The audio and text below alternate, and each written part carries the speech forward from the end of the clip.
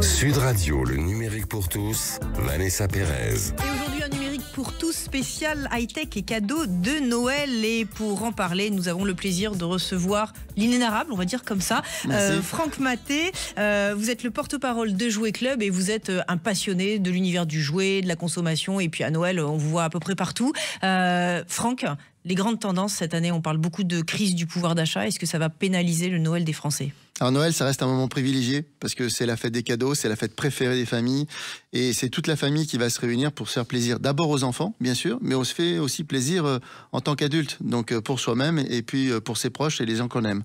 Donc on a aujourd'hui une activité dans le marché qui est un petit peu en repli, du fait de la natalité qui est en baisse, et puis aussi le pouvoir d'achat qui pèse sur certains foyers. Mais pour ce qui est de Jouet Club, on est en croissance, donc c'est une bonne nouvelle. Ça veut dire que quand on est un commerçant spécialiste qui fait bien son métier, eh bien, on crée de l'attractivité, et finalement, on va arriver à faire des belles fêtes tous ensemble. Mais est-ce que les Français ont quand même moins d'argent, et vous le ressentez, ils font évoluer leur panier moyen, ils offrent moins à leurs enfants, ou ils se sacrifient davantage au quotidien pour offrir toujours autant? Comment vous observez les choses? Alors sur les achats de Noël, on est en stabilité de budget, c'est environ 240 € par enfant, donc on est les Français, le peuple le plus généreux d'Europe sur les cadeaux de Noël. Ça va assez vite, vous avez les parents, les grands-parents, les oncles, les tantes, donc c'est 8 cadeaux en moyenne qui sont déposés au pied du sapin par le Père Noël. C'est plutôt sur les achats du quotidien, où là effectivement il y a un petit repli qui est constaté, notamment dans les hypermarchés et sur Internet, parce que les achats d'opportunités, les petits achats plaisir qu'on se faisait auparavant, aujourd'hui on fait un petit peu attention, on va garder du budget, notamment pour l'alimentaire ou pour l'énergie. Et malgré tout, Noël reste une belle fête et on voit la fréquentation dans les magasins. Nous, on va dire que le Black Friday, c'est le démarrage du sprint de Noël, mais c'est vraiment à partir du 7 décembre où là, les ventes explosent et on vit les 3 plus grosses semaines de l'année. Là, c'est la dernière grosse semaine qui va se terminer cette semaine, ce dimanche. Donc, il y a un engouement. Il y a un vrai engouement. La particularité de ce Noël 2024, c'est finalement que les gens sont beaucoup plus sensibles aux promotions que les années précédentes.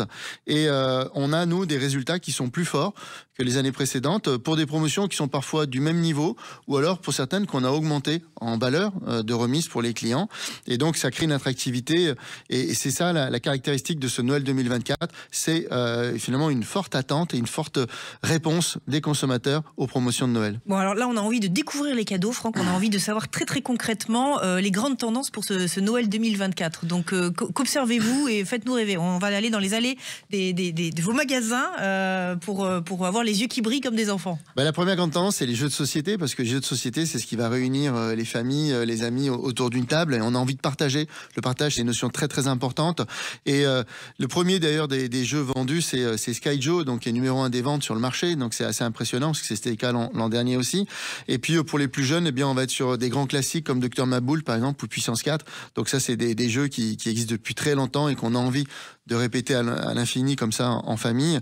Ensuite, on va avoir les jouets technologiques, justement, avec les jouets de notre enfance, le Tamagotchi original. Tout le monde ici connaît. Il revient à la mode, le Tamagotchi. Oui, ouais. Il est dans le top 10 des ventes depuis plus d'un mois chez Jouet Club, donc c'est assez impressionnant. Et puis, on a les compagnons interactifs. L'année dernière, c'était Bidsy qui faisait l'événement, donc il revient dans une version Bidsy, Magical. rappelez-nous, parce que pour nos auditeurs qui n'étaient peut-être pas là l'année dernière, Bidsy, c'était une petite mascotte, on va dire. Et si je me souviens bien, quand vous la caressez, elle fait de la lumière. C'est un compagnon interactif, en effet. On va ouvrir la boîte. Peut-être pour les enfants. Non, c'est dit de façon adulte, donc c'est tout à fait logique. Il n'y a pas de surprise. Non, en fait, c'est un compagnon interactif, donc c'est une espèce de lamelle qui va papillonner, et donc on va avoir des lumières à l'extrémité de la lamelle, et ça va créer un personnage en hologramme. Et donc effectivement, faut s'en occuper. Donc c'est un grand succès aussi. Et puis c'est éducatif ou c'est parce que les parents ne veulent pas acheter un animal de compagnie et que c'est beaucoup plus pratique? Comment vous voyez les choses? En fait, souvent les enfants, ils ont besoin d'un compagnon de jeu. Et donc le fait d'avoir un compagnon virtuel comme ça, qui est matérialisé en 3D, eh bien ça va leur permettre d'occuper leur quotidien. Mais la particularité du jeu dans l'enfance, c'est que en fait, à chaque moment correspond une activité de jeu. Et donc lorsque l'enfant est tout seul, il va prendre son compagnon, puis il va se sentir responsable. Il va s'occuper de lui, il va lui donner à manger, il va le faire évoluer, il va le faire progresser. Et puis d'autres moments, il voudra partager, soit en fratrie, soit avec ses parents, soit avec ses amis. L'autre grande tendance, c'est toujours les super-héros, bien sûr. Qu'on soit un enfant, qu'on soit un adulte, ces personnages imaginaires nous fascinent. C'est un prolongement de l'enfance quand on est un adulte. Et donc, on a par exemple Stitch. et qui est un personnage emblématique de chez Disney, qui fonctionne très bien chez les enfants, mais aussi chez les adolescents et les adultes. C'est un carton. On en vend beaucoup, et notamment le Lego Stitch. Donc, vous voyez, on veut construire et puis ensuite on veut exposer. Ça, c'est une particularité de la consommation des adultes. Et puis, c'est Noël, et cette année, il y a un personnage extraordinaire qui a apporté énormément de magie dans les foyers.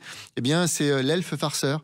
Donc, ce petit personnage en peluche avec une tête en vinyle que les parents vont utiliser et mettre en scène dans la maison pour faire des farces à leurs enfants, ou alors ils vont les mettre en scène sur les réseaux sociaux. Et quand on va sur Instagram ou Pinterest et qu'on tape l'elfe farceur, on a des millions de mises en scène qui sont réalisées, qu'elles soient cocasses, un peu trash, ou tout simplement très humoristique ou très douce. Alors, vous nous parliez de Lego, je ne peux pas ne pas rebondir parce qu'on a vu vraiment cette révolution qui s'opère chez Lego. Ils font des Notre-Dame, ils font des montres pour adultes. C'est un nouveau marché, le Lego pour adultes? Oui, en fait, la grande tendance, c'est le développement de la consommation des adultes pour eux-mêmes. Ouais. Aujourd'hui, c'est 30% des ventes au niveau du marché. Et c'est vrai que Lego a bien senti tout cela, finalement en prolongeant l'expérience de la construction pour faire des objets iconiques. Et donc, on va être dans des super-héros, on va être dans des véhicules, des McLaren par exemple, des Formule 1, des voitures de rallye. On va être aussi dans l'architecture. Lego Architecture, c'est une gamme qui existait avant, qui était vraiment plus confidentielle. Aujourd'hui, ça devient quelque chose de considérable. Notamment, on a cette année la nouveauté Notre-Dame de Paris, qui permet de reconstruire à l'identique, c'est-à-dire en fonction de l'évolution de l'architecture au fil des siècles, on va reconstruire Notre-Dame. Donc, on se sent un peu un compagnon de l'époque quand on va réaliser cette construction. Et puis, c'est aussi des objets de décoration, des objets d'amour aussi, les bouquets de fleurs, par exemple, en Lego, qui s'offrent beaucoup à Noël, qui s'offrent beaucoup à la Saint-Valentin, qui s'offrent à la fête des mères. En fait, c'est pour des mamans, c'est pour des jeunes filles, c'est pour des jeunes adolescentes. Ce qui est incroyable, c'est que finalement, on va mélanger deux choses. C'est-à-dire qu'on va mélanger un moment où on va construire, donc on va prolonger l'activité de jeu lorsqu'on était enfant. Et la construction, c'est une des activités préférées des enfants. Et puis ensuite, eh bien, ça va devenir un objet qu'on va exposer chez soi, qu'on va partager. C'est-à-dire qu'on va plus le mettre de façon confidentielle sur sa commode dans sa chambre. On va le mettre au milieu du salon. Et au même titre qu'une belle œuvre artistique, eh bien, on va avoir cet objet en construction. On dit souvent aujourd'hui qu'il faut surstimuler les enfants, qu'on leur laisse pas la capacité d'être seuls, de s'ennuyer, etc. Que dit le marché de la consommation du jouet sur les comportements de nos enfants? Nos enfants, en fait, ils restent à l'image de ce qu'ils étaient avant. Alors c'est certes, aujourd'hui, il y a les smartphones, les écrans quand ils sont un petit peu plus grands. Le marché du jouet, c'est pour les enfants de 0 à 10 ans. Donc là, on n'est pas encore pollué par les écrans. Et donc, on va garder en fait toute cette naïveté, cette découverte, cette volonté d'explorer. Et c'est pour ça que je disais que tout à l'heure, en fait, il y a des moments de jeu qui correspondent aux moments de vie des enfants. À un moment donné, on va être plutôt dans la création, ensuite dans la réflexion, ensuite dans le partage, dans l'intensité, dans l'émotion, dans la responsabilisation. Et quand on voit la largeur de l'offre disponible dans les magasins, un magasin de jouets comme Jouet Club, c'est 20 000 références disponibles toute l'année. Donc ça fait une multitude d'activités et ces activités finalement elles vont accompagner le développement et l'épanouissement de l'enfant. Et là les parents en ont conscience. Aujourd'hui on a une culture du jouet qui est beaucoup plus développée qu'il y a une trentaine d'années et donc on sent dans la demande des parents bien qu'on veut un jouet mais pour une activité, pour que ça apporte quelque chose à l'enfant. Et d'ailleurs parfois autour des super-héros on est surpris, on dit mais pourquoi mon enfant il veut ce personnage-là, il est affreux, il fait peur, ainsi de suite. Donc, on va lui expliquer que finalement, dans sa construction cognitive, à un moment donné, il faut des gentils, il faut des méchants, il faut un affrontement, et qu'à travers cet affrontement, on va dépasser les peurs qu'on a en soi. Franck, quand je vous ai reçu l'année dernière, je vous ai dit c'est quoi les grandes tendances pour les filles et pour les garçons, et vous m'avez dit oh là là grand Dieu, il n'y a pas de jouets pour filles ou pour garçons, il n'y a plus de genre dans les jeux.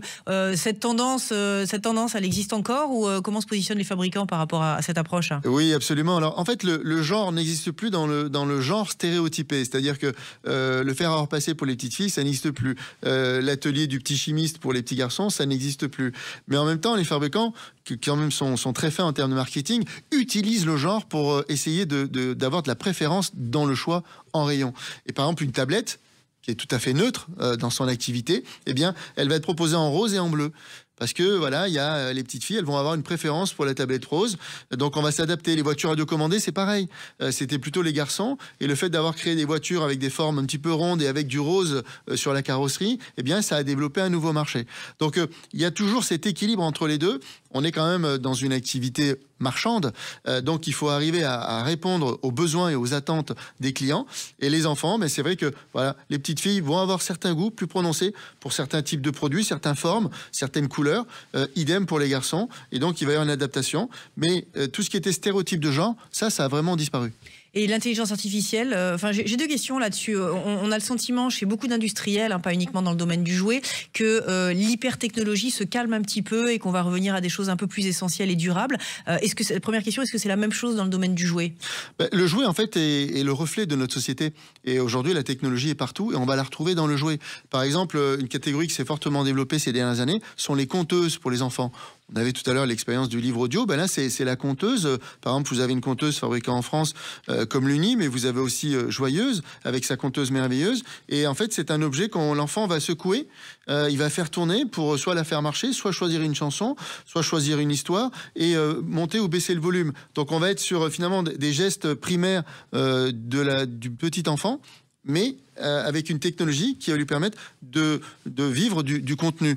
Donc, ça fait partie de notre monde. On ne peut pas être trop en avance parce que les enfants ont des capacités qui correspondent à leur âge, tout simplement. Mais par exemple, dans les jeux de société, oui, des jeux avec l'IA, c'est une probabilité qui va probablement arriver assez vite. Ah, c'est une probabilité. On n'a pas encore une invasion d'intelligence artificielle dans le dialogue avec les enfants, rassurez-moi. Non, on l'a pas parce qu'on est dans quelque chose aujourd'hui où on a un support physique. Le jeu, c'est un support physique. Mais quand on monte un petit peu en âge, là, on peut intégrer de la technologie, et notamment dans les jeux de plateau, on va pouvoir ramener finalement un petit peu d'intensité, un petit peu de contenu grâce à de l'intelligence artificielle. Allez, pour conclure, le top 3, si on n'a pas encore acheté ses cadeaux, Franck. Alors, il y a le loisir créatif qui est très tendance. Donc, par exemple, l'atelier des stylos. Si on veut faire ses propres stylos, puis ensuite dessiner à l'infini. On a parlé des jeux de société. On a, par exemple, chez Jouet Club, la suite infernale, qui est un jeu passionnant et avec beaucoup d'intensité, où il faut construire une suite. On joue ensemble, on peut changer de place. Il y a des cartes actions. On peut contrarier un petit peu le cours naturel du jeu. Et puis enfin, Noël, c'est aussi un grand moment de douceur. On a des grands ours en peluche fabriqués en France, par exemple par Piu Piu et Merveille. L'ours Gaston, là c'est de la douceur pour tous les âges. De la douceur, merci beaucoup, et de la lumière dans les yeux des enfants et des parents. Restez avec nous, dans quelques instants nous vous ferons découvrir les merveilles de la plus grande bibliothèque en ligne et une sélection inédite d'objets également disponibles sur les plus grandes plateformes. Le numérique pour tous spécial Noël high-tech, ça continue dans quelques instants et c'est sur Sud Radio. Sud Radio, le numérique pour tous, Vanessa Pérez. Et pour continuer cette émission spéciale Noël high-tech, nous avons le plaisir de recevoir Clément Monjou, country manager d'Alexa France chez Amazon. Alors vous qui êtes un fin observateur du plus grand supermarché en ligne, les courses de Noël, elles sont bouclées ou alors il y a encore quelques achats et quelques retardataires qui sont en train de faire leur marché chez vous? Alors les Français ont en effet une tendance un peu d'être des retardataires, donc ils ont la chance de pouvoir encore commander jusqu'à la dernière minute sur Amazon. On livre encore cette semaine. Après cette année, ce qu'on a observé, c'est que pour 58% des Français, ils ont fait leurs achats pendant Black Friday. Donc cette grande semaine de promotion, et ça a été un vrai événement clé pour nos clients. Alors ils ont pu s'équiper de produits de grande marque, mais aussi de produits de quotidien, donc à la fois pour faire des cadeaux, mais aussi pour améliorer le quotidien. Alors justement Clément, les grandes tendances que vous observez, puisque voilà, il y a du volume chez vous, que voyez-vous pour ce Noël 2024? Alors si on reste sur les plus petits, les jouets ont été à l'honneur. On a notamment eu un beau succès avec des marques françaises comme Jeannot. Mais aussi des marques emblématiques comme Lego. Ce qu'on a vu aussi comme tendance, nous, c'est des retours de certains produits technologiques, comme les liseuses. On a un retour à la lecture, donc je pense qu'on pourra en parler aussi. C'est quoi, on veut un produit tangible, on veut... Voilà, donc un produit comme celui-ci, on veut un produit qui est utile, qui aide à se développer, qui permet d'être, qui est durable et qui permet de se focaliser, de s'immerger dans une belle expérience. Oui, parce qu'elles deviennent colorées, elles deviennent interactives, elles deviennent beaucoup plus ludiques, on va dire, qu'elles ne l'étaient avant, c'est ça? Alors en effet, donc cette année, ce qui est intéressant, c'est qu'on a une gamme qui est renouvelée, donc on a des produits comme celui-ci. Ce Kindle, donc là, qui est le Clément nous montre une liseuse, pour voilà, ceux qui je vous montre une liseuse. Donc c'est une tablette à écran et en papier électronique, donc qui permet d'avoir un même confort de lecture que sur le papier. Et en effet, c'est des produits qui évoluent constamment. On a un autre modèle. Pour nos auditeurs, donc Clément nous montre une jolie tablette avec des dessins crayonnés. On dirait qu'on a du papier effectivement et qu'on n'est plus sur une image informatique. Elle est éteinte, mais en effet, voilà. Donc c'est des produits qui évoluent et qui s'enrichissent au fur et à mesure des années en nouvelles fonctionnalités. Alors il y a un boom de l'intelligence artificielle, puisque vous êtes sur une plateforme et justement chez vous, elle va jouer un rôle considérable dans le conseil, dans l'orientation des gens qui viennent vous voir. Alors, en effet, cette année, il y avait une nouveauté sur Amazon. C'est l'apparition d'un chatbot conversationnel qui a permis... Alors, en français, pour nos auditeurs. Alors, donc, c'est un assistant qui permet, avec lequel le client peut échanger et découvrir le catalogue d'Amazon. Donc cet assistant s'appelle Rufus. On l'a lancé en version bêta il y a quelques semaines. Il a permis du coup aux clients de les accompagner sur la découverte de notre catalogue, sur savoir avec quel produit est compatible tel article, etc. Donc vraiment se naviguer et aussi passer à l'achat. Donc on est vraiment conseillé comme si on avait un cas d'usage vendeur augmenté, quoi. C'est ça, c'est un cas d'usage concret. Nous, notre vision, c'est que l'intelligence artificielle doit aider le quotidien de nos utilisateurs. Et voilà, avec Rufus, c'est ce type d'innovation qu'on apporte. On parle beaucoup d'objets durables et responsables dans le vocabulaire marketing. Est-ce que les consommateurs sont sensibles justement à cette durabilité, cette préservation de l'environnement ? Oui, nos clients sont sensibles à ça. Alors déjà, on a développé sur l'ensemble de nos pages produits des indices de réparabilité. C'est des choses qui sont importantes. Ce qu'on observe, c'est que pour 58% de nos clients, un achat, les économies et la durabilité sont un paramètre important. Et quand on est sur les plus jeunes, les moins de 24 ans, c'est 71%. Donc pour nous, c'est essentiel de développer et de mettre en avant aussi ce type de produit. On parlait de ces liseuses aussi. Vous pourrez utiliser pendant des années, des dizaines d'années, avec lequel va aussi se créer un attachement avec l'utilisateur sur ce produit-là. Merci beaucoup Clément. Je rappelle que vous êtes country manager d'Alexa France chez Amazon. Et pour continuer cette émission spéciale Tech pour Noël, nous avons le plaisir d'accueillir Isabelle Mottet. Isabelle, bonjour. Donc vous êtes directrice générale d'Audible France et on va parler des livres audio qui sont vraiment un cadeau que tout le monde peut mettre sous le sapin parce qu'ils sont très abordables. Mais avant tout, rappelez-nous ce que c'est qu'un livre audio, Isabelle. Oui, bonjour Vanessa. Donc un livre audio, c'est soit un livre qui a déjà été publié au format papier ou numérique, ou bien une histoire inédite et dont le texte est interprété par des comédiens et des comédiennes professionnels pour créer une version audio.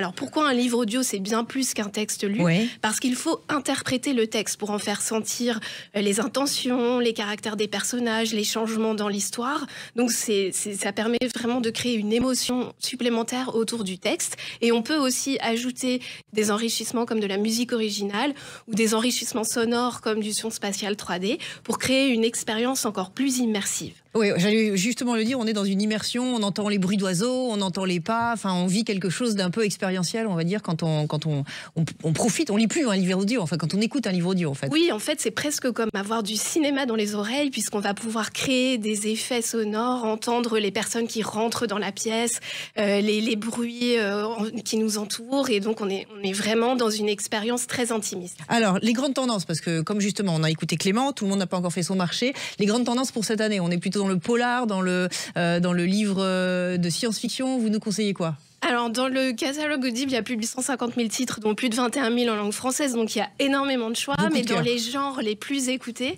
on va retrouver le policier, le thriller, la science-fiction et la littérature. Alors, par exemple, dans les romans grand public de cette année, je peux vous recommander Jacaranda de Gaël Faye, qui est un texte très beau et émouvant sur son histoire au Rwanda. Et c'est interprété par l'auteur lui-même, donc c'est un artiste accompli, donc ça donne une dimension supplémentaire au texte. Et je peux aussi vous recommander Les yeux de Mona de Thomas Schlesser. Et quoi de mieux que l'audio pour découvrir l'histoire de Mona, qui est cette petite fille de 10 ans qui apprend qu'elle va devenir aveugle. Et à la suite de cette nouvelle, son grand-père entreprend de lui raconter et de lui faire connaître une fois par semaine une œuvre de l'histoire de l'art pour qu'elle puisse emporter toute cette beauté dans ses yeux. Une mise en abîme quelque part. Oui, tout à fait. Donc, installez-vous confortablement. Appuyez sur écouter, vous êtes avec Mona et son grand-père au musée du Louvre, devant la Joconde, son sourire énigmatique, la lumière si particulière sur son visage. Laissez-vous transporter. Génial, ça fait envie, ça fait envie. Alors, on va parler aussi science-fiction, parce que je sais que vous avez un très beau catalogue, et puis beaucoup de nos auditeurs adorent ce style. Où est-ce que vous nous emmenez avec la science-fiction ? Alors, pour la science-fiction, je vous propose de découvrir ou redécouvrir 1984, qui est l'œuvre culte de George Orwell. Qu'on vit de plus en plus, en fait, dans nos quotidiens, on va dire. Hein, oui, on peut le dire, tout à fait. Qui est, en fait, une adaptation, une création audible originale, qui est brillamment interprétée par Dali Ben Salah, Laetitia Casta et Lambert Wilson, et qui bénéficie aussi d'une musique originale qui a été composée par Matthew Bellamy, le leader de Muse, et Ilan Eshkeri, enregistrée en plus dans les studios d'Abbey Road, et avec du son Dolby Atmos pour recréer vraiment une ambiance extrêmement immersive. Donc imaginez-vous dans la peau de Winston, le héros, vous êtes dans la foule qui hurle Big Brother autour de vous, et tout à coup Julia arrive derrière vous et vous parle. C'est interdit de se parler, la Mantopolice vous surveille. Et ensuite la musique de Matthew Bellamy et Ilan Eshkeri démarre et vous entraîne dans cet univers complètement dystopique et effrayant. Waouh, on y est déjà, Isabelle. Conseil. Excellent. Et alors pour les plus jeunes, parce qu'on peut aussi offrir des livres audibles pour les plus jeunes, donc qui sont sur la tablette des parents, mais oui, tout à fait. Alors pour les plus jeunes, je peux vous conseiller 2 contes de Noël à écouter en famille, dans la voiture ou pour un petit peu se détourner des écrans. Ça fait du bien aussi. Donc Jacques et la grande aventure du cochon de Noël et un conte audible original, La fille de Noël, qui est notamment narré par la chanteuse Shaim. Waouh! Donc c'est très simple en fait. Hein. Quand on a un smartphone ou une tablette, on télécharge en fait ces livres, on met ses oreillettes si on ne veut pas déranger tout le monde, et donc on a cette histoire qui vous est narrée à vous ou alors à vos proches si vous voulez écouter ça en famille. Oui, tout à fait. Alors on peut accéder directement au site audible.fr ou à l'application Audible sur Apple ou sur Android. Il suffit de créer un compte ou d'utiliser son compte Amazon, et ensuite on peut accéder à tout le catalogue. C'est un abonnement mensuel à 9,95 € qui donne accès à un crédit audio, donc pour n'importe quel titre du catalogue, et aussi à une sélection de titres, d'environ 1500 titres en français, à écouter en illimité. Et on va retrouver dans cette sélection, par exemple, le tome 1 d'Harry Potter ou les méditations guidées de Bernard Werber. Donc on peut vraiment découvrir une grande variété du catalogue. On peut aussi offrir des titres à l'unité ou des abonnements à ses proches. Il suffit d'imprimer le code sur une petite carte et on le met au pied du sapin pour matérialiser le cadeau. Donc un bon cadeau intelligent, pas trop cher, et vous pouvez en offrir plusieurs d'ailleurs à toute la famille. On peut se faire plaisir et faire plaisir à toute la famille. Il suffit juste d'un casque pour profiter de l'expérience, et on peut écouter sur sa tablette, son ordinateur ou son smartphone. Merci pour votre passion, Isabelle. On a envie de rentrer dans ces aventures immersives. Je rappelle que vous êtes directrice générale d'Audible France. Le numérique pour tous, c'est fini pour aujourd'hui. N'hésitez pas à nous retrouver en podcast et sur l'application Sud Radio. Je vous souhaite de très belles fêtes. Profitez bien en famille de ceux qui vous sont chers, et je vous dis à la semaine prochaine.